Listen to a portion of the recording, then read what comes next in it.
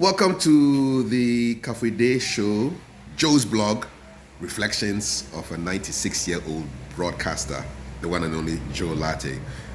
So today we are focusing on the month of September because for some reason, quite a few of Ghana's leaders were born in September.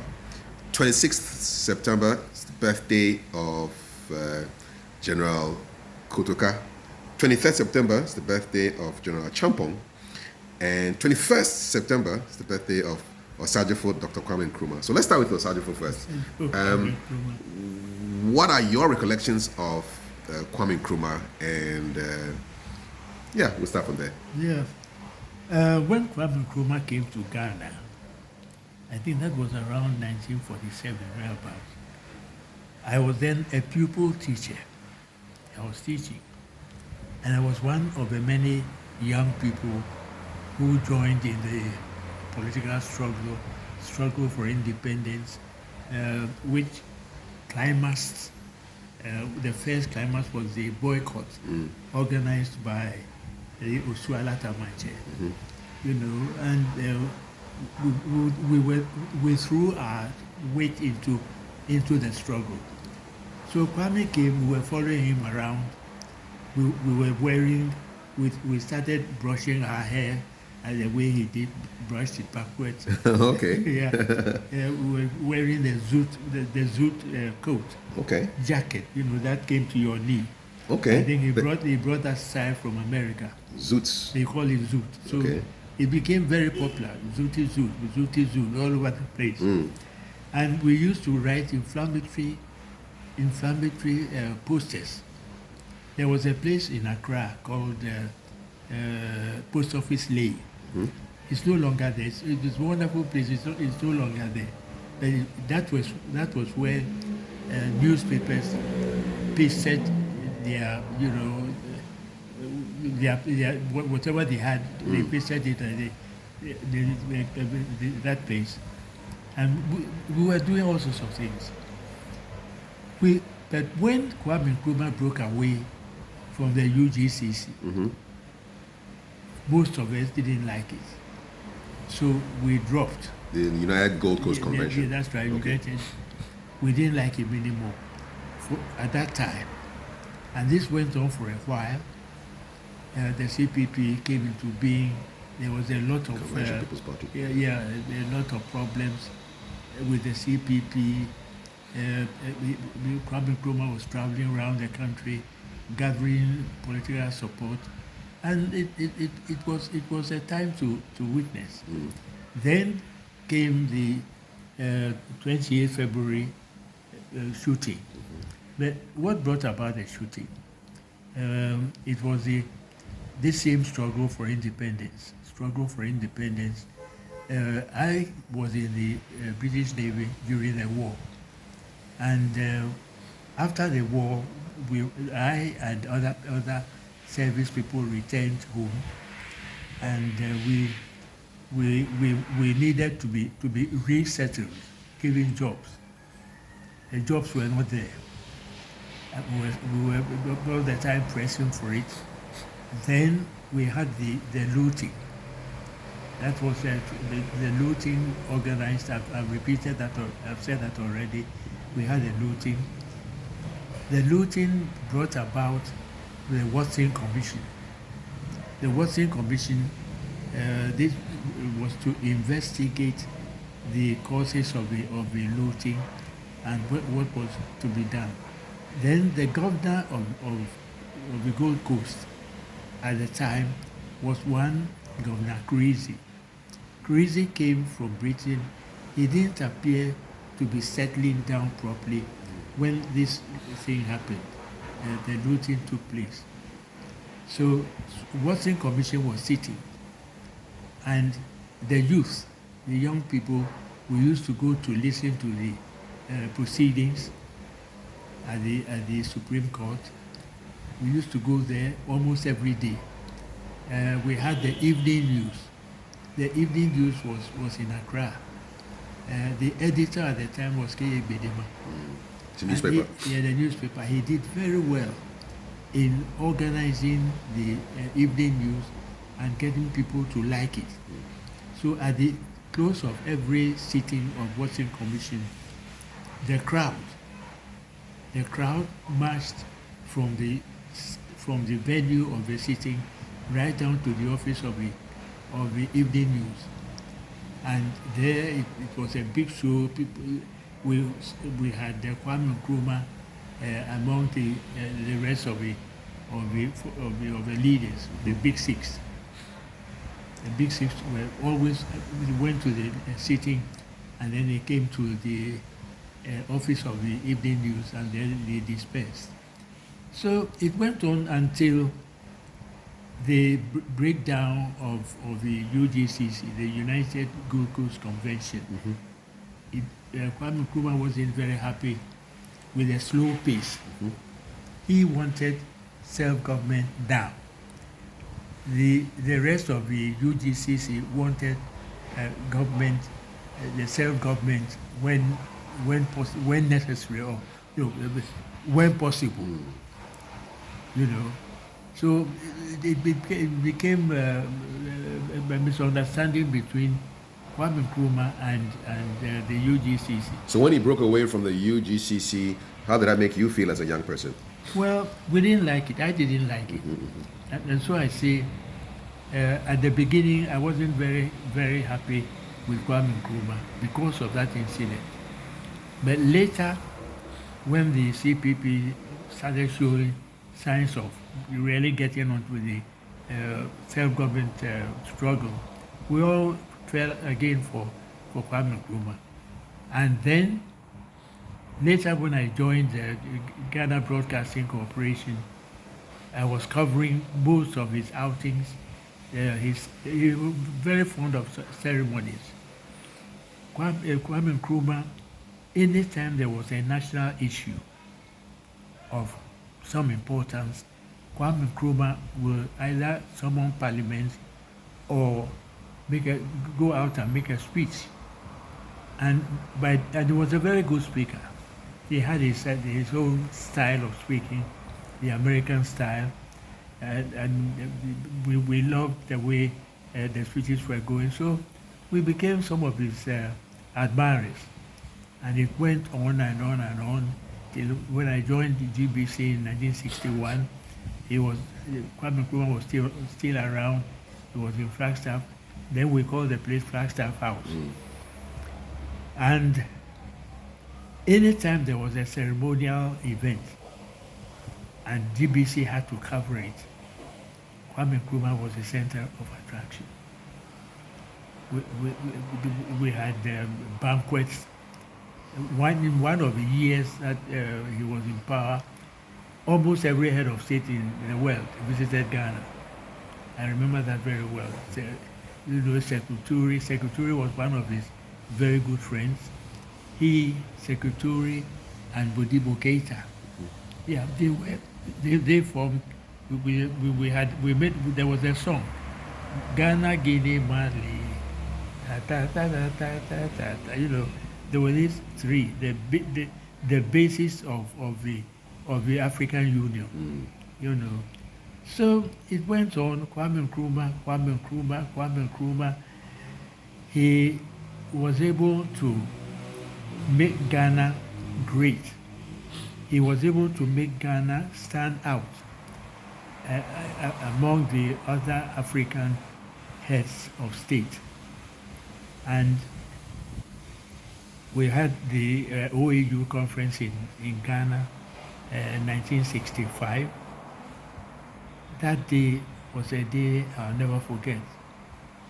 It was a great day.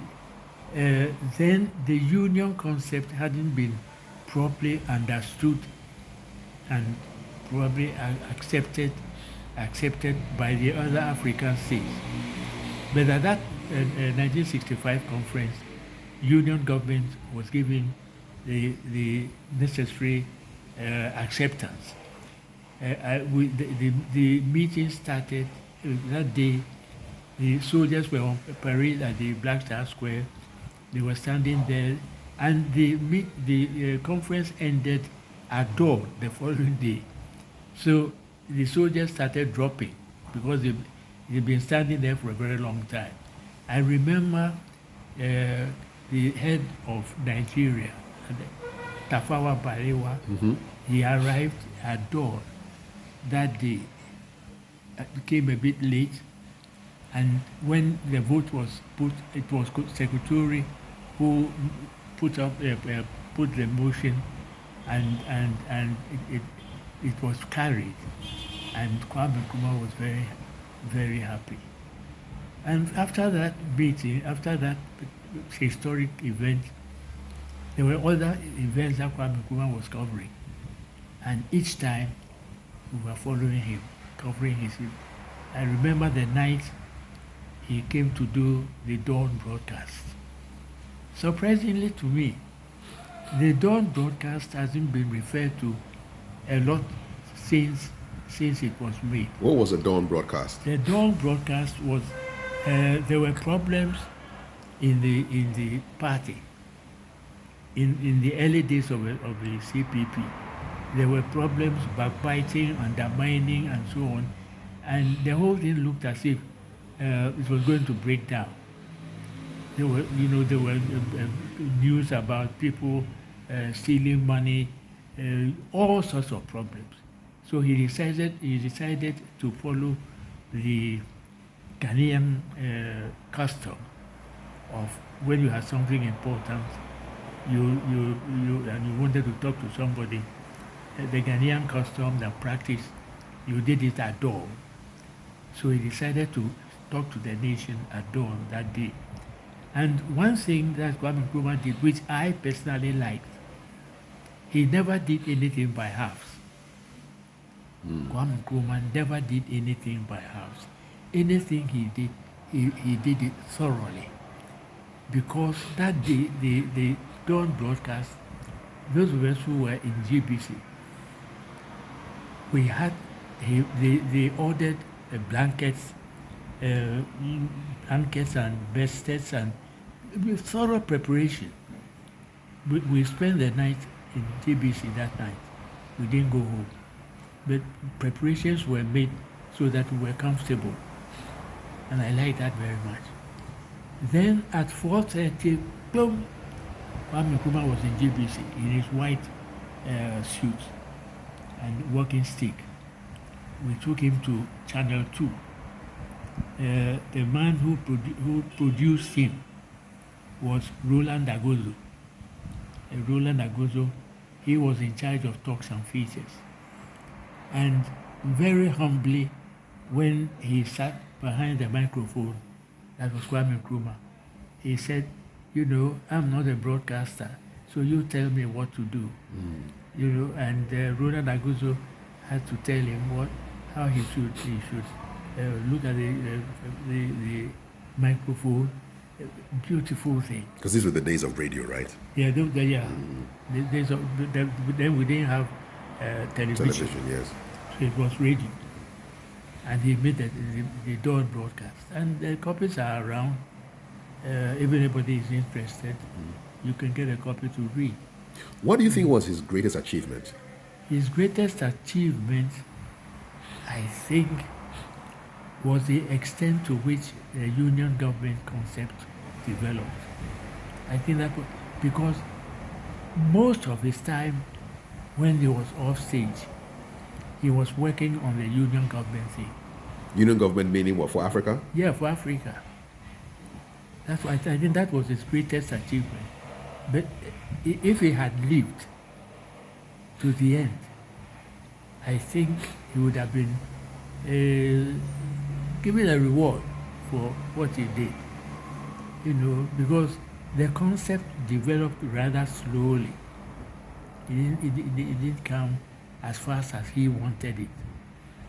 And he worked hard for it, very hard for it. There's a book on him, on Kwame Nkrumah, called Kwame Nkrumah, the Man, written by a lady who was known at the time as his mistress.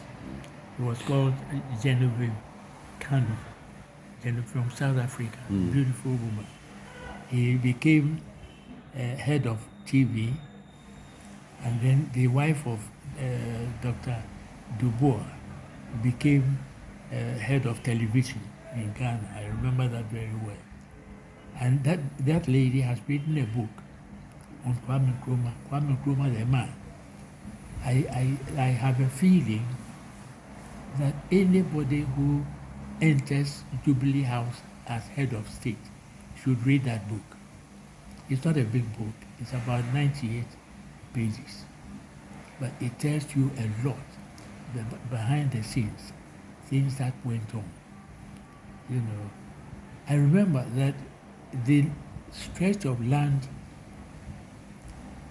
by the side of the motorway was dedicated to development of science. It was called at the time when we were in active service, people called it the science. We were going to build a science city there, but I think that idea has gone with the wind. And the day of the opening of Science City, Kwame Nkrumah came, and the band was playing Kwame Nkrumah Show Boy. I remember because I was doing the commentary, and I did the commentary on the inauguration of that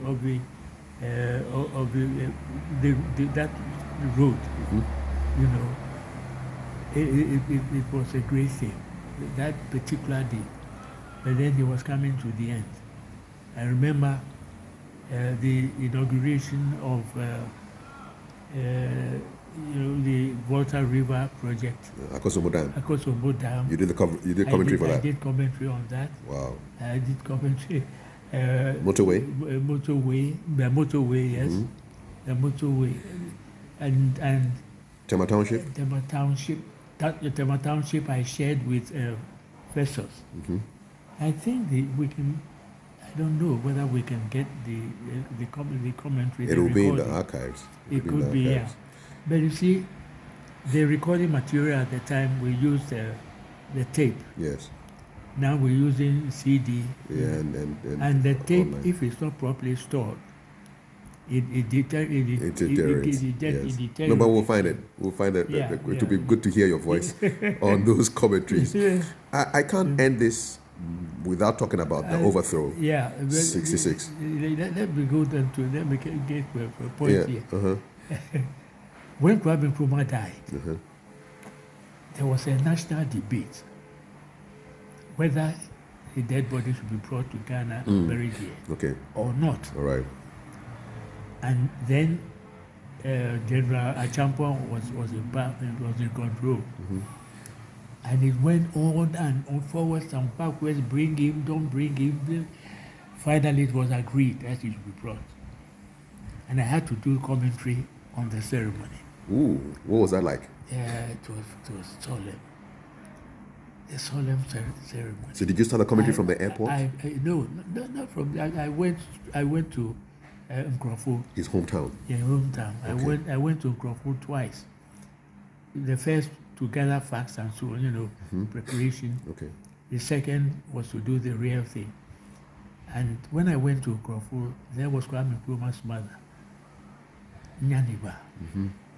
I interviewed Nyaniba. Mm. And the regret of my life, to be very honest, the regret of my life was that I didn't take a shot with Nyaniba when I did the interview. I was sitting on a kitchen stool. She was sitting there. And Kwame Nkrumah took after his mother.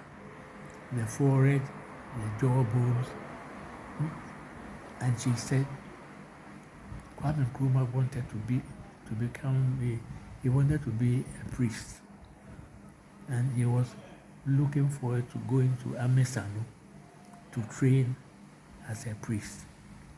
Then a friend in the United States invited him to go there, and he went. And he said she didn't hear of him for all that period. Towards the end, she heard Ghana wanted him to come and help with the self-government thing. And Kwame Nkrumah came. And he said, if Kwame Nkrumah had done anything wrong, the elders should have called him into chambers and spoken to him. But they ousted him. And now that he's dead, they were struggling to bring him to Ghana. And tears were She was flowing. crying. Yes, she was crying. And then the burial ceremony. But before that, did Osagyefo have any brothers and sisters? Not that I know. I never heard of anything like that, never. And I don't think I questioned, no. There was no time to question. So that must have been a very sad interview. Yeah, very sad, very, very, very sad. Okay. I remember either Kojo Botu or K. Believer, one of the big chaps, they were around. In Nkrumah? Yeah, in Nkrumah, they were around in Nkrumah. He was laid in state there in a 2-story building, which I was told was owned by one Bedu Ansa, a contractor. But that was just one of the background information that I had. Yeah. Yeah. And So- then later, when it was decided that the body should be brought to Accra, I did commentary on the removal from 37 General Hospital right down to the State House. What was that like? Oh, it wasn't much of a ceremony. I mean, there were no people around. Did you see the body or you just saw the casket? I saw the body at the State House when it was laid in state. And what I noticed, it was only the forehead and the jaws, that his face, that could tell you that was Kwame Nkrumah. There was a little bit of change. What kind of change? It was dark. The face was a bit dark. Darker. Okay. Darker than before. And but it was Kwame Nkrumah. It was Kwame Nkrumah. Okay. And that day, I was there when General Acheampong came to pay his respects. Who was the head of state at that time? He In was head 72. of state, yeah. He was head of state at that time. And then the burial. The burial was the usual ceremony. Where did they bury him? But well, they took him to the what we now have as a museum. Oh, okay. It wasn't. I think it has been refurbished. Yeah, it's been refurbished now. Memorial Park. Yeah. One of these days we should go there and Yes. You know, take a walk through. take a walk through. Yes, and, indeed. it will be very nice. It will be nice. And so that was So that was Kwame Nkrumah the man. Yeah. Yes. Kwame Nkrumah the man. Okay, indeed. Yeah. What can the young people of today learn from Osagyefo Dr. Kwame Nkrumah? I think they should learn the lesson of resolution. When you resolve to do a thing, you do it. They should also learn the lesson of thorough preparation. If Kwame Nkrumah had not been properly schooled academically, he would have found it very difficult to do the job he did. You remember, he wrote a number of books which are there for people to read. And one aspect of his life, I don't think he was a man who harbored bitterness. I don't think so. Although people... The relatives of J.B. Dankwa will think otherwise. That's what I was coming to. Yes. That. You see, appeals were made to him to release J.B. Dankwa from prison.